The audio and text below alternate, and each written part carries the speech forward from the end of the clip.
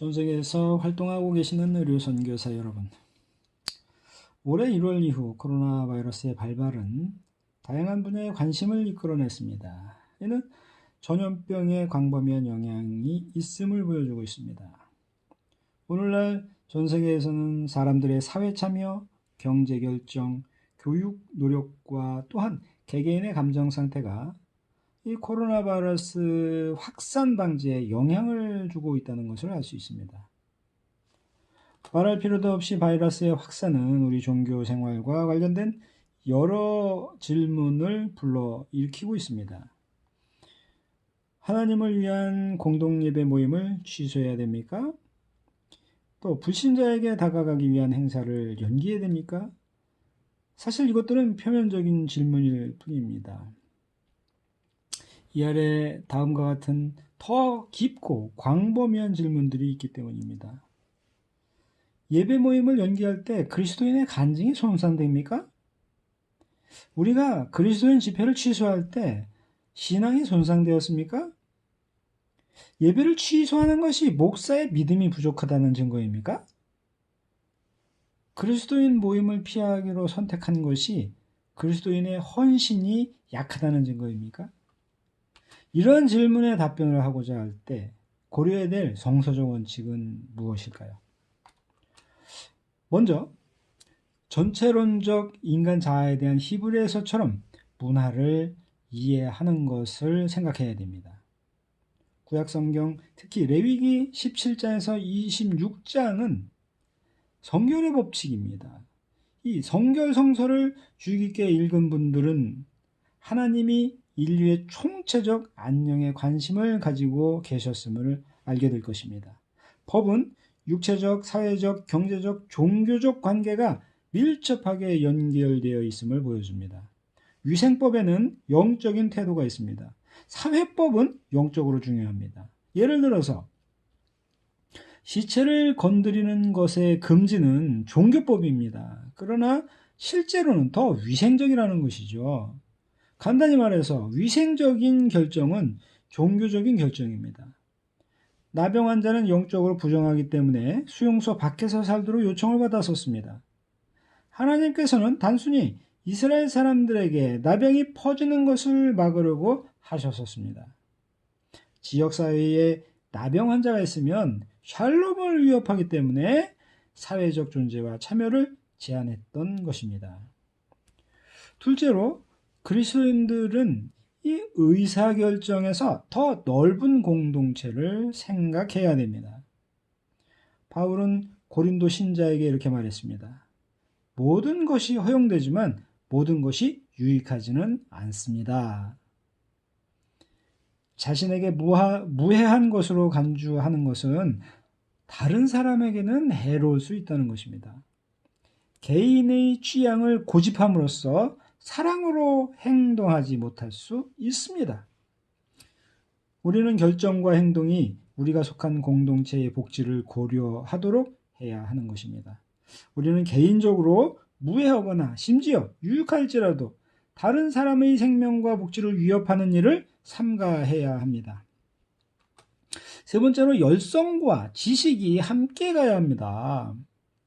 사실에 대한 지식을 바탕으로 하지 않는 열정적인 확언은 신중하지 않다는 것을 알아야 됩니다. 요컨대 믿음의 실천에는 실질적인 지식이 수반되어야 합니다. 우리가 이용할 수 있는 압도적인 정보에도 불구하고 믿음을 유일한 기준으로 사용해서 결정을 내리는 것은 마치 큰 파도가 오는 것을 관찰하면서도 모래 위에다 성을 짓고 있는 것과 같습니다. 우리는 믿음에 근거한 결정을 내리는데 지침이 되기 위해서 사실을 하나님의 이정표로 고려해야 하는 것입니다. 믿음과 사실은 반대가 아닙니다. 그들은 상호 보완적인 것입니다. 네 번째로 우리는 싸울 전투를 선택해야 합니다. 하나님을 믿는다는 것이 항상 승리로 해석되는 것은 아닙니다. 믿음은 병을 없애거나 패배를 막는 마법의 용어가 아니라는 겁니다. 출애굽기 13장 17절에서 18절에서 우리는 이스라엘 사람들에게 블레셋 나라를 지나가는 것이 아니라 약속의 땅으로 가는 우회를 하라는 명령을 읽을 수가 있었습니다. 하나님께서는 이스라엘 사람들이 블레셋 사람들과 전쟁을 벌이실 것을 알았다는 거죠. 비록 그들을 인도하고 계셨지만 그들이 원했던 전쟁은 아니었습니다. 모든 적들이 우리의 정면을 향해야 하는 것은 절대 아닙니다. 피하는 것이 더 나은 전투도 있습니다. 후퇴가 경건한 선택이 되는 순간도 있습니다. 마지막으로 우리는 하나님의 신성한 명령과 우리 인간의 책임 사이의 균형을 유지해야 한다는 것입니다. 우리는 기도에 응답할 수 있는 전능하신 하나님을 믿는 신앙, 이러한 신앙 때문에 우리의 부주의한 행동을 변명해서는 안 됩니다. 하나님은 우리에게 항상 선택의 자유를 주셨지만 우리가 실패하지 않도록 항상 개입하시지는 않으신다는 것입니다. 우리의 경험에 비춰볼 때 우리는 자신의 행동의 결과에 직면하게 될 수가 있습니다. 그런데 하나님께서는 단지 우리 자신과 다른 사람들에게 입힌 손해를 취소하기 위해서 시간을 되돌려 주시지 않는다는 겁니다. 그렇기 때문에 우리가 의사결정에 굉장히 신중해야 한다는 것입니다. 우리는 하나님께서 하나님이시기 때문에 개입할지 여부를 선택할 수 있음을 기억해야 됩니다. 어느 쪽이든 하나님은 여전히 신으로 남아 계신다는 것을 잊지 말아야 됩니다. 위의 성경 원칙을 비춰볼 때 그리스도인으로서 우리는 신중하게 부름을 받았습니다. 그렇다면 이 어려운 시기에 어떻게 우리의 믿음과 또 우리의 몸과 지역사회와 나라에 대한 충실한 청지기가 되겠습니까? 첫째로 우리는 자신의 몸과 다른 사람의 건강을 돌보기 위해 최선을 다해야 한다는 것입니다. 우리는 정기적으로 비누와 물로 손을 씻고 알코올로 손을 소독하고 자신의 얼굴을 만지지 않고 때로는 마스크를 착용하고 다른 사람들과 신체 접촉하지 말고 하는 세계보건기구가 정한 그 지침, 우리가 충분히 수행할 수 있다는 것입니다.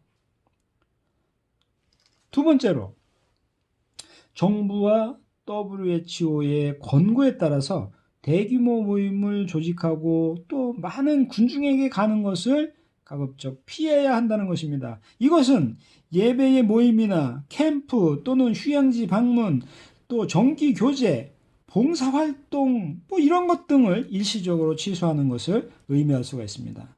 우리 열리주의로 선교회는 교회 지도자의 재량에 따라 한 달 동안 정기 예배를 취소하는 것에 동의하며 우리도 권장합니다. 그리고 우리도 같이 동참합니다. 이것은 믿음이나 헌신이 결여된 증거가 아니라 사실에 대한 신중함입니다. 바이러스의 오염은 개인적으로나 공동으로 큰 영향을 미친다는 거 이미 다 알고 있습니다. 회의, 상담, 교제, 육체적으로 함께 하는 것 외에는 다른 방법들이 없습니까? 이러한 대안들은 중간중간 우리가 스스로 탐구하고 활용되어야 하는 것입니다. 세 번째로 우리 교회는 해결책의 일부가 되어야 하며 다른 문제 제기가 되어서는 안 된다는 것입니다. 최소한의 인적, 인프라, 재정적 자원을 갖춘 우리 정부가 이미 코로나 바이러스 확산을 막는 데 어려움을 겪고 있다는 거 여러분도 잘 알고 계십니다. 교회는 이 고귀한 노력에 동참해야 됩니다. 의도적으로 사람을 모으지 않으면 바이러스 확산을 최소화하거나 막을 수 있다는 거 이미 다 알고 있습니다. 하나님께서 우리를 위해 하실 수 있는 것을 고집하는 대신에 우리는 하나님이 우리를 국가와 다른 사람들을 위해 어떻게 사용할 수 있는지 생각하는 자세가 있어야 합니다. 이 어려운 시기에 우리 모두 사도 바울을 통한 하나님의 말씀을 한번 기억했으면 좋겠습니다. 빌립보서 4장 6장 7절에 아무것도 염려하지 말고 오직 모든 일에 기도와 간구로 너희 구할 것을 감사함으로 하나님께 아뢰라. 그리하면 모든 지각이 뛰어나신 하나님의 평강이 그리스도 예수 안에서 너희 마음과 생각을 지키시리라. 이 말씀을 여러분 기억하시기 바랍니다. 우리 열리지어로선교회는 성경 안에서 진리를 발견하고 올바른 지식을 추구하며 초아의 봉사를 통하여 하나님께서 진정 원하시는 것에 대한 우리의 마음과 뜻과 정성을 다하여 모두가 하나님의 사랑 안에 샬롬, 화평케 해 나가는 것을 바라고 있습니다.